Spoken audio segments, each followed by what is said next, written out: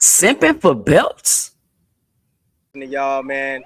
2 cents be on point. She be on point, bro. On Appreciate point. it. Long for real. Appreciate We it. talking facts. Come Like on, you was the she first be one to on say point. it too. Hi, welcome to the channel. I'm Jay, and this is our 2 cents, where we talk everything boxing, and everybody's entitled to their own opinion. In today's video, we will be discussing the need to sacrifice to get the things that you want, aka simping for belts. But before we do that, make sure you punch that like and subscribe button, and make sure you let me know and drop it below your 2 cents as we go throughout the video. First, before I get started with the points I would like to make in this video, I would like to say congratulations to all the 2 centers out there. We did it. We have now reached 1,000 subscribers on YouTube. And if this is your first time visiting this channel, please make sure you punch that like and subscribe button so you can join in on the conversation and be able to drop your 2 cents. This is the most underrated channel out here in the YouTube streets. You definitely want to be a part of it, but let's get into this. So, last week there was a whole big fiasco between Brian Norman Jr. and Boots Ennis. A lot of people were saying that they want to see this fight. It'll be the best fight at the 147-pound division, and it'll be an opportunity for both fighters to unify, right? Cool. That's great. People will probably tune in to the fight, even though Brian Norman Jr. hasn't headlined a card in Atlanta.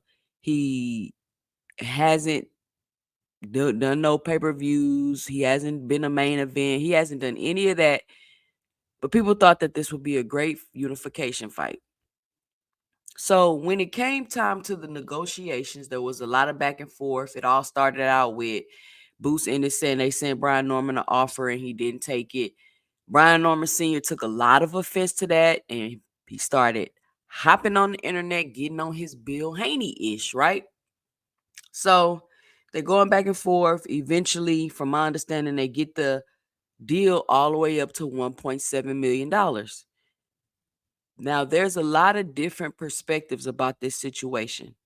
Some people believe, with all the things I mentioned before, you haven't even defended the title, you haven't headlined a card, you haven't fought in your city, that's a pretty hefty price tag in order to fight Boots Ennis. That's one side. The other side is Boots should pay Norman what he asking for. He said he wanted undisputed. This is his opportunity to unify. It's a very risky, dangerous fight, and most likely Brian Norman is going to lose. Brian Norman Jr. is going to lose. So Boots should pay him the $2 million that he asking for and go on with the fight. And we all know Boots not paying him. It's Eddie Hearn. So people believe Eddie Hearn. Well, I'm going to get to that. So this has been a discussion back and forth. Now, I can see both sides, right? I can see both perspectives.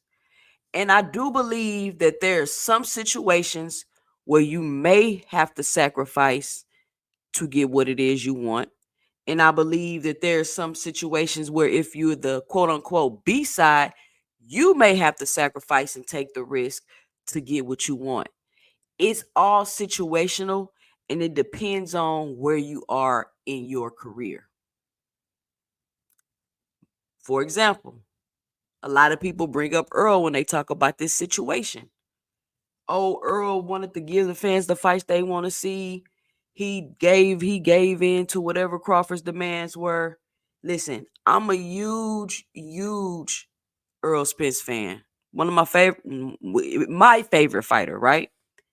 And after the first negotiations went wrong and Terrence Crawford ducked off and went to go fight David Avanesian, I said, forget it. Just move up, Earl. Just move up to 54. Stop playing around with this guy. He don't really want it. But Earl acquiesced and gave Terrence Crawford whatever it is that he wanted, and we see how that played out. He inevitably most likely lost more money because we don't know if he's going to be the same. We don't know how he's going to come back after that fight. Than the money he gained because he possibly will be retiring and won't be fighting no more. Now, I'm not saying that that's Terrence Crawford, but he did have a lot of things that's going on, and the beating he took from Crawford did not make things any better. So, my 2 cents is I don't think these fighters need to be simping for belts. One, Brian Norman Jr., in my opinion, was not necessarily in a situation to where he should be paid $2 million for a fight. I mean, for a fight for a belt that he was just emailed and haven't even defended it yet.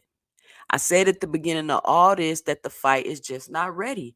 And there's a lot of issues with marinating fights and waiting too long and this and that, but you have to have a healthy balance with this stuff. Things in boxing are subjective and situational. You cannot you can't just put a blanket solution on every situation in boxing because everything is different. The metrics and everything is different. So you hear the metrics, you hear what's going on, and then you weigh it and you make a decision. You can't compare the two. Even though I disagree with what Earl did, he's in a totally different position than than Boots Ennis. Earl and Boots are in completely different positions in their career. Yes, Boots said that he wanted undisputed at 47. He went with Eddie Hearn because Eddie Hearn most likely promised him that he would do everything he can to get him undisputed at 47. So with that being said, should Eddie Hearn have gave him the $2 million? Since he said that he was going to do everything for Boots to get him to undisputed? See, it's a very tricky situation. And it all depends on the promoter and what they're willing to lose. And it all depends on the boxer and what they're willing to give up. Now, Boots, I believe, has a $3 million guarantee for each of his fights. Boots has earned that. He has earned that. He is now headlining in Philly. He's selling out. $1 million plus gates. 14,000, 12,000 people in the stands. Why would I give you $2 million when I'm getting 3? And I've done all of this building up to this point, building my name, fighting these fighters, doing in my hometown.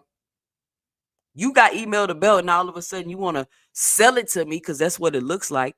You want to sell it to me for $2 million. And I heard yesterday a rumor that Jaron Boots Ennis was going to be dropping his belt and going up to 54, which a lot of people believe he should have been done that anyway, but that's another video.